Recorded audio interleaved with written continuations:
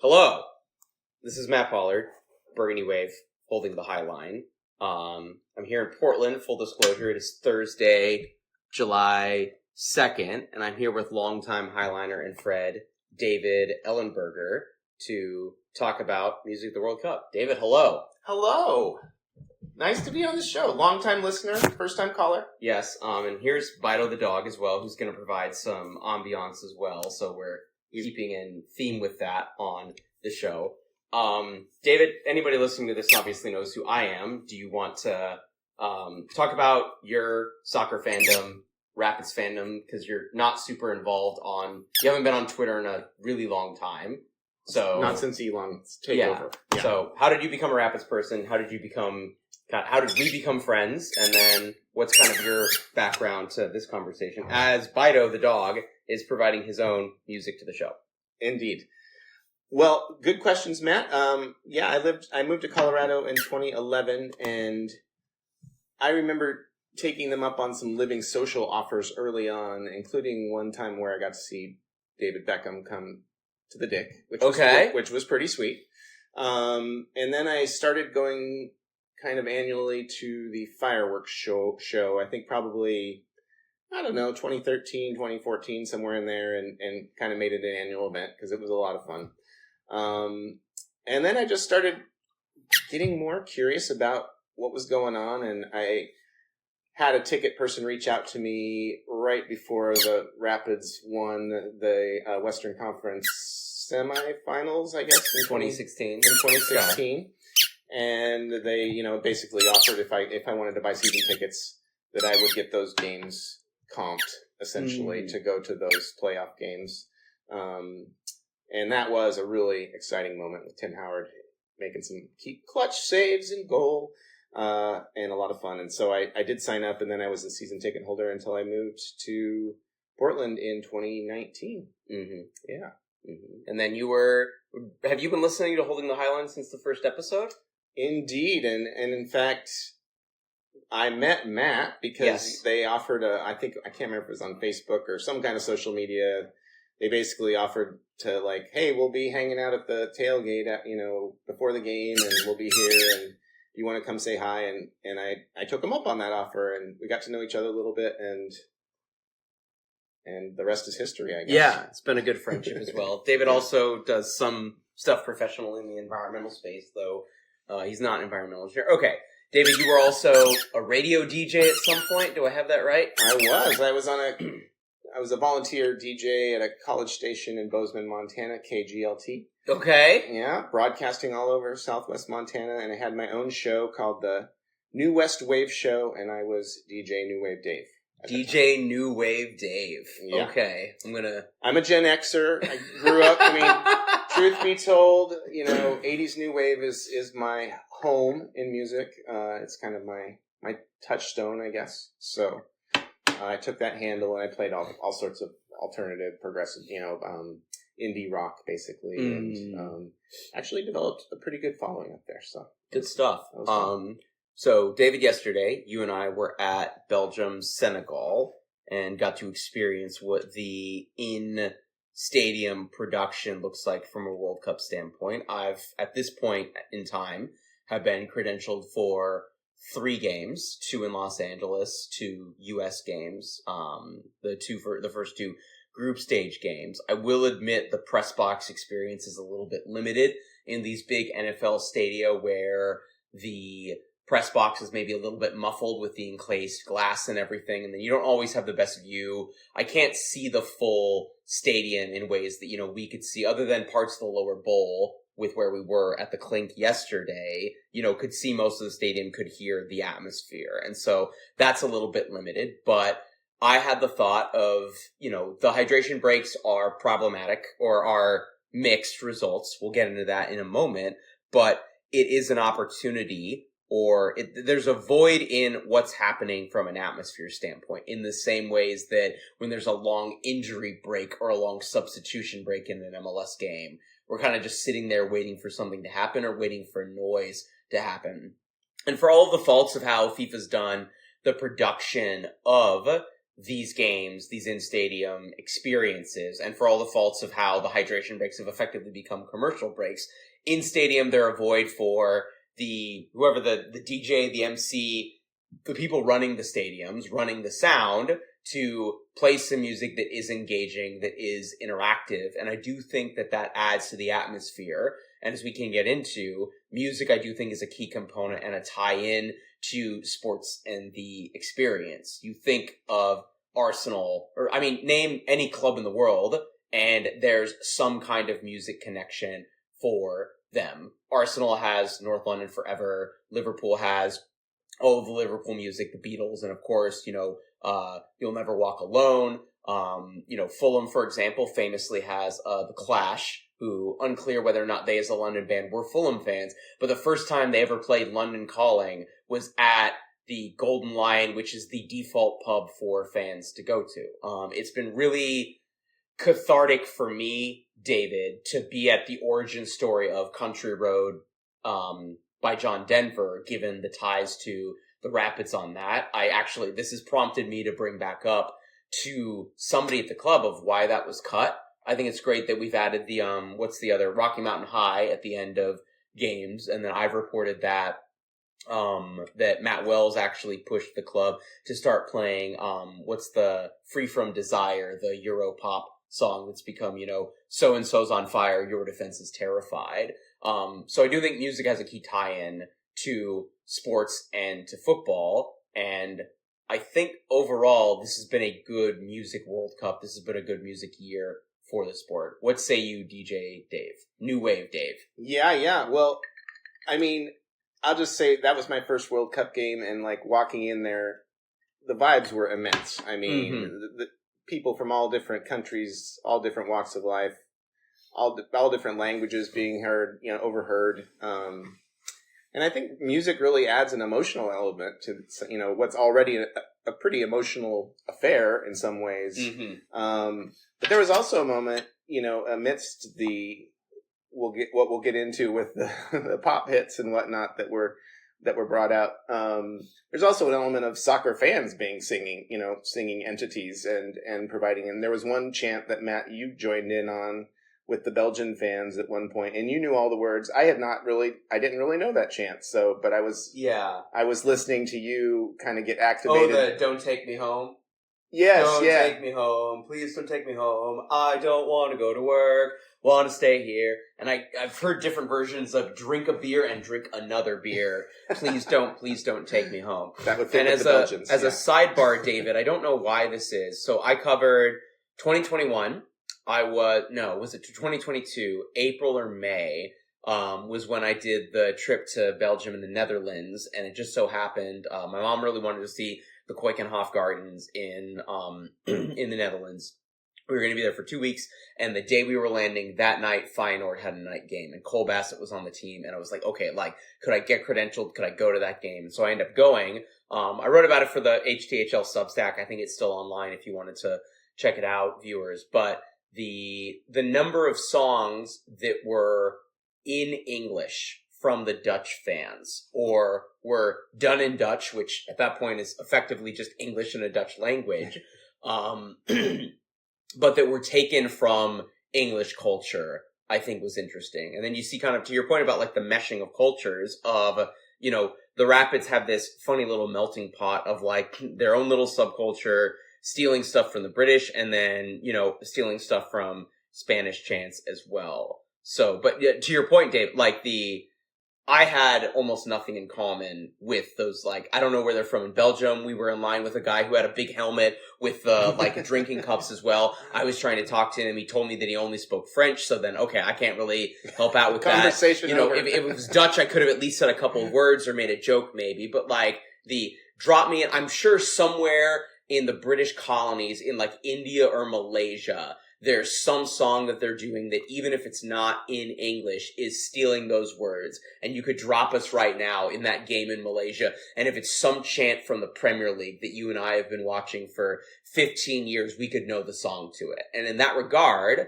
I think football is a universal language, and so is music, and I think the passion around that. And I think experiencing that yesterday in the thick of it, rather through, the reserved, removed, well-polished stained glass paneled glass of the press box, I think it was a different, I don't want to say religious experience, but there was an energy, there was some chakra going on. And I'm really glad that you and I had a chance to experience that. Me too. What a blast. What an amazing experience it was. Wow. I was just taking it in the whole time, and I haven't had a set of impressions like that for for some time, being amidst that many fans, 70,000 or something fit in that stadium. 67, I think. It was remarkable. It was a remarkable environment. David, as a radio DJ, here's what I remember us listening to, listeners. I heard Titanium pregame. I think there was some Katy Perry Fireworks to start the show. Yeah, and then obviously had the FIFA World Cup theme. As the players were walking out, had the national anthems, which again has its own kind of unique. I think replaces the "You'll Never Walk Alone," "North London Forever," "Come On You Spurs" environment. That fills that void pre-game. And some of the controversies we've had this year about whether players sing or don't sing their national anthems, or whether they're instructed to sing their national anthems. And you can kind of tell the people that are into singing their national anthems and the ones that maybe don't want to. And, it's not, when they get those close-ups before the game starts of the players trying to sing their national anthems, it's not a good sound. I mean, they are not a professional choir. They're out there to play football. Yeah, and then you also, you have David, you'll remember the quote a couple of weeks ago from Jesse Marsh, where he just is having still a fight with U.S. Soccer about him not getting the U.S. Soccer job. And he said, he jokingly said, we had to beg guys to sing the national anthem. And I'm like, the Star Spangled Banner is hard. Like, particularly if you're not a musically inclined person, or, we've got so many immigrant players as well. You were commenting earlier today, David, how Malik Tillman was on the Fox Soccer broadcast, and him being culturally, a German kid, very reserved, comes alive playing soccer, but is kind of like Jermaine Jones is a player where, he's soft-spoken. The noise and the sound you hear from Malik Tillman when you look at him isn't necessarily what you expect. And you don't think that is a boisterous, creative, high-energy soccer player. Right. Then combine that he has an accent, combine that he learned English as a heritage speaker, not as a native speaker, because he grew up in Germany, oh, say, can you see? Do we think that he's able to do that at the same level? Or, the octaves at the end with the Rockets' red glare? That's really, really hard. And that's before, and this isn't the conversation for it, David, but also I'd be curious to go back and look at this. Were the Iran players, were they singing the national anthem? Because at the Iran games, you had some fans singing it, you had some fans cheering it, you have some fans booing it. Is singing the national anthem of the Islamic Republic of Iran, is that seen as pro or against whatever at this point? There's interesting political nuances. I think they were instructed to sing it by their regime. Their people. Yes. Yeah. Okay. So, that's a good question. I'd be curious if... And Jesse Marsh, by the way, did learn the Canadian national anthem because he did sing it. It's not that, as someone who's watched a lot of hockey in my youth, it's not that difficult. And I sing them both in the press box when a Canadian team is in town. So, David, we talked about the pregame music. We have the national anthems, and then increasingly, it's varied from market to market. But I've noticed the most common theme has been a combination between the first half hydration break and the second half hydration break, Hey Baby and Livin' on a Prayer. I think the West Coast games they have played, it's been Livin' on a Prayer first half, Hey Baby second half, and then at least in for the Boston games that I've watched, they've done it in reverse. How much of that is maybe a Red Sox tie-in, because Hey Baby I think is their... I don't know if they do it after the 7th inning stretch or into the ninth quarter, into the 9th inning. So I know that's a Boston Red Sox time. But then we also heard Jump Around, which has connections with Wisconsin football. But I mean, imagine, Despacito or Oye Como Va being played in Miami, or something Pitbull or something. Who did the Super Bowl? Whose name's escaping me right now, David? Who am I not remembering? Bad Bunny. Bad Bunny could have done that as well. You could have picked I guess rap songs in Atlanta might be difficult of picking something that, isn't explicit or childhood friendly as well. But, you could have had a regional something or other. If Nashville was hosting World Cup games, you could have done something country. So you could have been something even more thematic. But it's been a lot of universally loved bangers. You said before we hit the record button, it's been a lot of, clearly, a Gen Xer picked that music. What do you make of the musical selection, having something that everybody knows the words to, even from other countries, could sing along with? Would you have changed anything about the lineup from what we heard yesterday? I think they did a really good job picking songs that were familiar enough to most people in the crowd, probably, and that they could sing along to, and that they could also maybe just even move to, even if they're kind of a more reserved individual. You find yourself tapping your foot or doing a little white man's overbite, that kind of thing. I got up and I just automatically started singing "Living on a Prayer." That came out when I was in high school, and I maybe don't know every word to that song, but I know enough of it. Yeah. That I can participate and have fun with it and move my body a little bit. It's kind of like a 7th inning stretch, these water breaks. I'm not a huge fan. I think 3 minutes is too long, but at the same time, it does provide a chance to kind of get a quick reset and get your attention back on the game and whatnot. Let's get our fine print obligations out before people get mad at me in the comments, David, about the hydration breaks. I believe in them from a scientific standpoint. Agreed. We had on, I had on Chris Bianchi on the show a couple of months ago, and he talked about the wet bulb temperature, and there's a point at which they make sense. I think it makes sense given the kickoff times and this tournament being played during the day in the United States. I think making them universal was something that FIFA tried to do to kind of level the playing field, but it's just not really needed. The U.S. played 2 of their 3 group stage games in a canopied stadium in, climate-controlled environment. And the markets, the cities in which you would want this the most are the ones that have roof-shaded stadiums or dome stadiums. Both stadiums in Texas have a dome.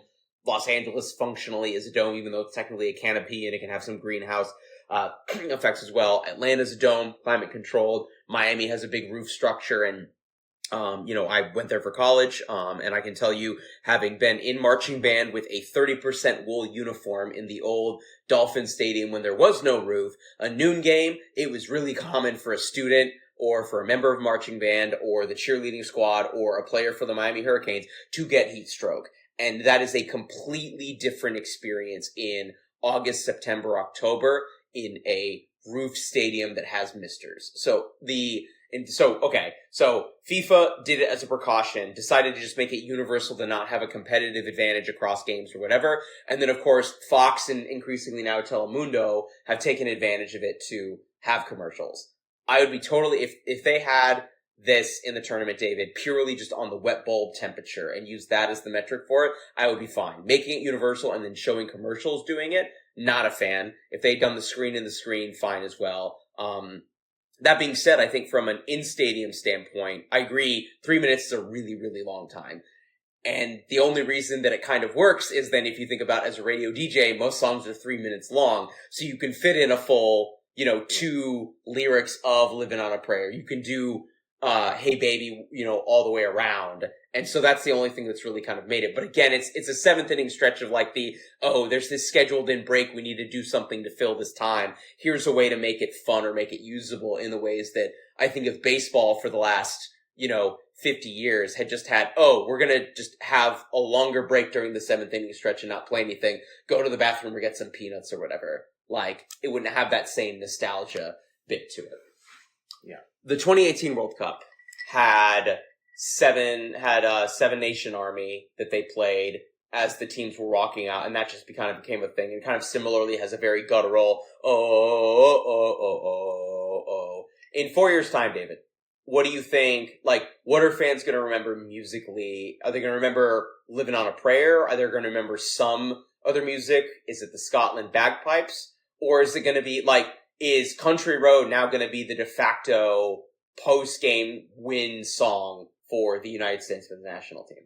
I think for the Americans, it's going to be Country Roads, yeah. Mm-hmm. Yeah, that's what people are going to remember. I mean, I think that was super emotional after winning our first match. And, and there have been other nations, England playing Hey Jude, for instance, where Jude Bellingham was tearing up after, while that was playing after their win. And, I mean, I think those moments are all going to be memorable because they're connected to a specific moment and emotion, and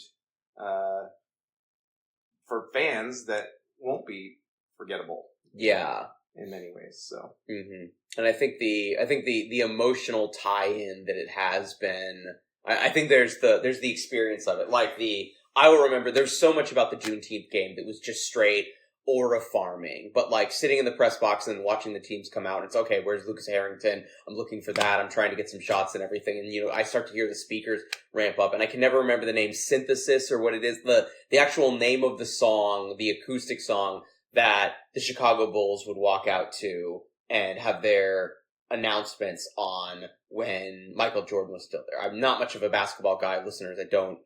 So I'm not sure if that's still what the Chicago Bulls do. I've never been to a Bulls game in Chicago, but just I hear that, and that as a 90s kid watching sports, like immediately has a reaction, a thing that I connect that to for me. And so hearing that, and I'm like, is that what I think it is? Are they doing what I think they're doing? They are doing what I think they're doing. And then I think Country Road and having the whole crowd play into that. And, I think also, not to turn this into also like sports and politics as well, but I think this U.S. national team has done a really good job of threading the needle of of a really difficult political time as well. The reaction, non-reaction from Tim Ream on the video, getting the call from the White House as well. I mean, David, we can say it out loud. Christian Pulisic is a MAGA hat wearing Trump supporter.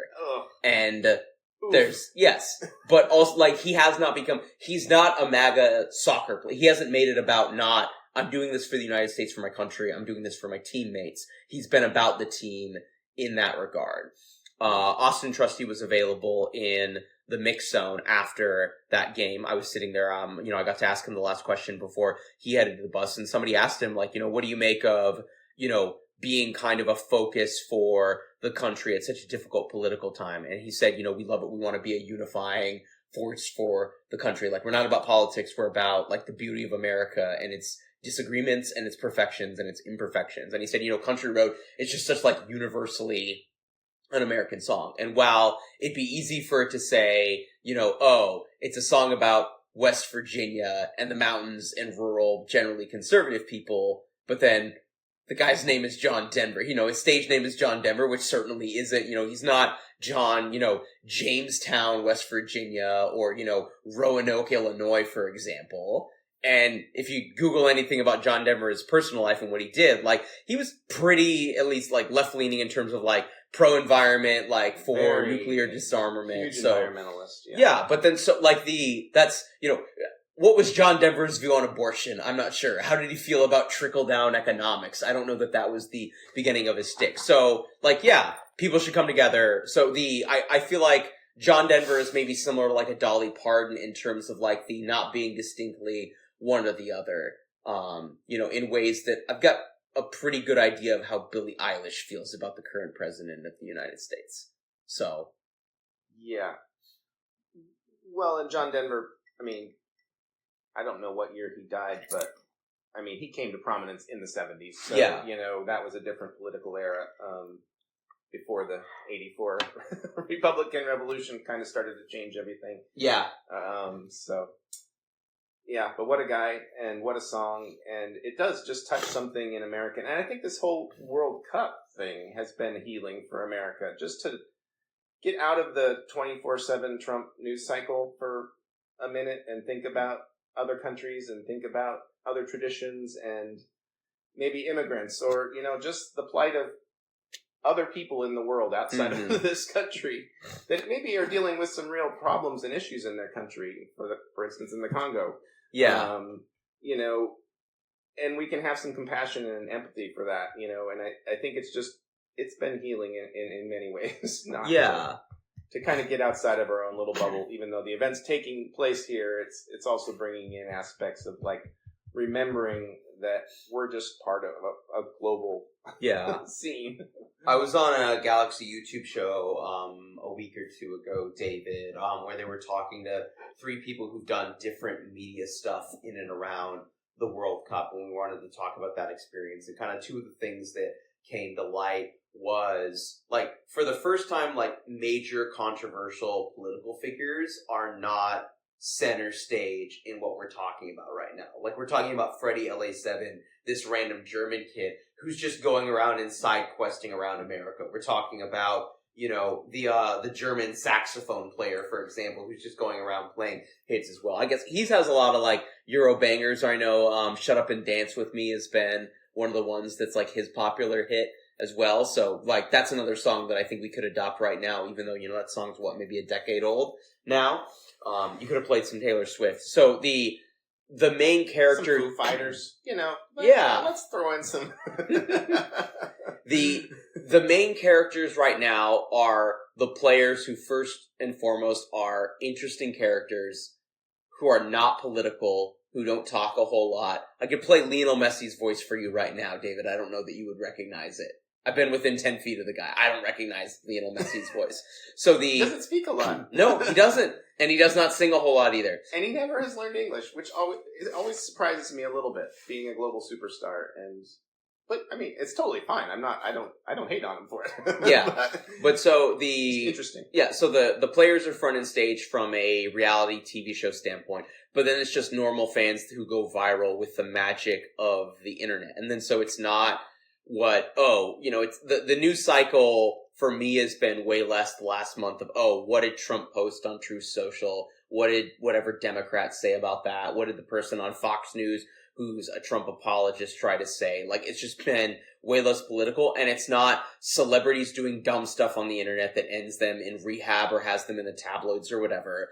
It's athletes living out their dream on the biggest stage in the biggest moment of their life and thriving and enjoying in that, reveling in that success, or processing, being emotional but grateful in that failure. And then it's been just the normal people who've been the main characters who've been coming along and experiencing that as well. And so I think that's one of my things. And I think too of just the beauty of people from different culture who have common languages they can talk about, and maybe that's music or similar chants or football, coming together, and it's just like let's have a good time, let's have a beer, let's enjoy each other. Like, we're way less divided than I think the world seems to be, or that we want to be. And, I think living on a prayer playing, and you've got people from Belgium who supposedly only speak French or Flemish or Dutch, knowing the words and singing that. People from Senegal, and Senegal was a French colony, so maybe they're also not super fluent in English. And then all of the Americans we were surrounding by,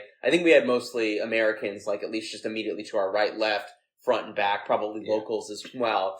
And that was just a universal experience. We were all there universally for the football, and then there was a universal experience of what music was chosen that was super engaging with that. David, you're the DJ for the final, July 19th in New York. What are you playing pregame? What are you playing at the 2 hydration breaks? There's a halftime show, so I won't ask you for something at halftime, and then give me something that you're playing for the winner as well. Talk about the halftime show for a second. Let me ponder that for it's Madonna and Guess. Shakira's going to be there as well, so I assume we're going to get a Waka Waka cameo as well. And then I think there's maybe it's not Doja Cat, is it? I can't remember who the third one. It's a similar level to I think a Super Bowl halftime show, just kind of an amalgamation of generally liked but diverse characters. Okay. Well, one of the Fox announcers, I can't remember who it was, mentioned that in addition to Country Roads, they also would have been okay with Sweet Caroline, I think. So okay. So maybe a Neil Diamond in there somewhere. Mm-hmm. I mean, I'm not opposed to that at all. That's good stuff. Gosh, how about some ABBA? Dancing Queen. Ooh. Something like the English would love it. Yeah, right? Like, that always gets them up. It's a feel-good. It's a feel-good vibes. There's so much good stuff. I mean, we mentioned the Beatles. The Beatles has a huge repertoire that people connect to immediately, I feel like. I think I said some Taylor Swift before we hit the record button as well, so I'm sure you could come up with, I'm sure 22 would be really good. I guess if you're in New York, you could do Welcome to New York, but that's not as easy to sing along with. Have we heard Mr. Brightside at some point this World Cup? That would be Mr. Brightside absolutely would slap. Always kills. Yep, Mm-hmm. yep. No doubt about it. Gosh. Some Stones, maybe? Rolling Stones? Yeah. Okay. David, what have you made of how the Rapids handle from a music standpoint? Did you like their version of Country Road being Mountain Road? Do you like what they've done with Rocky Mountain High post game? It's funny, I was actually recruited to be part of. They did some work with the fans over one of the off seasons and tried to come up with some fan engagement strategies, and they ended up before the national anthem or before kickoff, they did Mountain Roads, and they had people waving flags at the bottom of each section, and I got to be one of those flag wavers on occasion, and it was kind of fun. I mean, at least it was something, right? Like paying some homage to getting the fans involved and supporting their team, and I think it took a lot of logistical work, so they eventually just kind of faded. At first, they gave you free beers for volunteering to do it, and then as the season went on, they're like, "Yeah, thanks for your participation." So, like, it kind of faded even as the season went on, and I think the Rapids were likely miserable that year anyway. So, but they tried some things, and I got to give them a little credit for that. They bought some flags, and they did some things. I mean, there's a lot of John Denver's very on theme of being outdoorsy and environmentalist, and his name's John Denver, so I'm sure there's other music, maybe if it doesn't explicitly say Country Road or Mountain Road, Colorado, see the Rapids. And I think they had the lyrics up on the Jumbotron before the Jumbotron went totally south, so you could probably actually read it. Yeah, you could probably still read it now if People they played could that sing out. along. Yeah, but then they've got Rocky Mountain High. They could adopt more John Denver as well. I don't personally care for them, but like the Lumineers are really popular in Colorado, so you could do that. I don't know that they're very good soccer. I don't know that I wouldn't call them like the 303 is a local band as well that is specifically called 303 because they're from area code 303 for Denver. I don't know that, like, is there a 303 song that could probably make, like, down the lower track on a FIFA or an EAFC? There's Nathaniel Ratliff as well from Denver. And okay. He had some hits.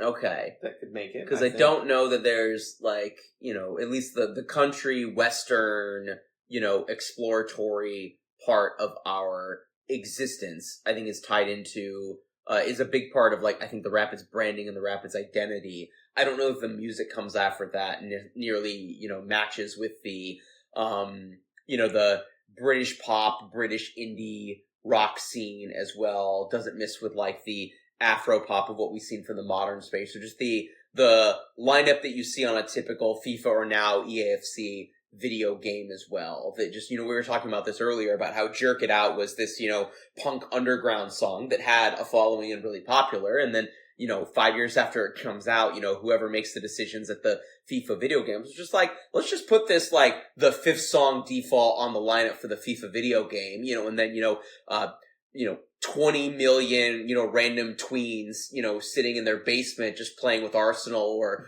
whomever are going to hear that song 100 times over the course of the next year. And then it's just like, my girlfriend will say, listening to this, like, how many times are we out and about? And then we hear the song. She's like, oh, I like this song. And I'm like, oh yeah, this is on FIFA 2021. It was super good. I've been introduced to so much music through the FIFA video games that just through my own algorithm and what I listen to, that I universally associate with the game, and then a bunch of people do as well. To where you could be at a pub before going to a game in England, or at the Bulldog requesting a song, or what have you, and then one of those songs comes out, and then immediately clicks with someone.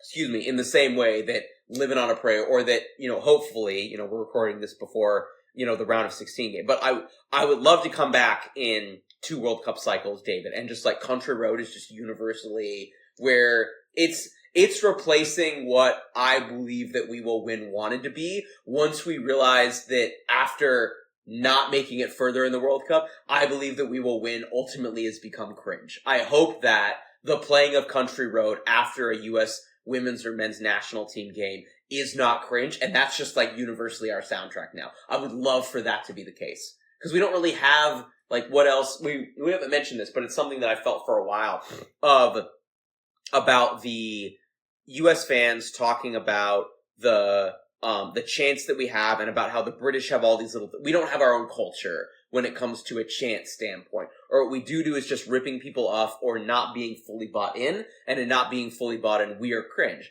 But we saw the Senegal fans yesterday, David. They were an absolute vibe. What was their really only chant they had going on? Senegal, Senegal. That's Brazil fans, 5 World Cups, 100 years of amazing fan culture. Brazil, Brazil, Brazil. You know, now England's got a bunch of stuff because they've got a bunch of short things that they can certainly do as well. But France, allez les bleus, allez les bleus. You know, there's a bunch of these countries that have culture, I think, because of the energy or just because there's a big following that they can do just the one rhythmic chant that's basically saying the name of the country, that I feel like for some reason we've decided through our own American soccer inferiority complex that just chanting USA, USA for 90 minutes just isn't good enough.